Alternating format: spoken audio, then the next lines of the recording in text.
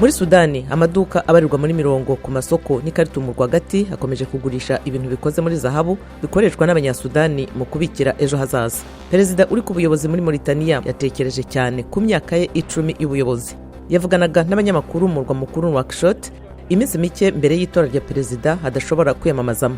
Abafana b'umupira w'amaguru w'igikombe cy'isi ntibabashije guhisha ibyishimo nyuma y'igitego cyaje gitunguranye ku munota wa nyuma ikipe y'abagore ya Kameruni itsinze iya Nouvelle-Zélande bikayihesha amahirwe yo gukomeza mu cyiciro cya nyuma. Muri Malawi ibihumbi bashyigikiye amashyaka atavuga rumwe n'ubutegetsi bagiye mu myigaragambyo mu murwa mukuru Lilongwe basaba Jane Ansa umuyobozi wa komisiyo y'amatora guhita asezera kuri uwo mwanya. Naho muri Uganda umupira w'amaguru urafasha benshi mu rubyiruko rw'impunzi z'abanyasudani y'Epfo rufite munsi y'imyaka 18 kwihanganira ibibazo by'imyigire mibi ruhura nabyo.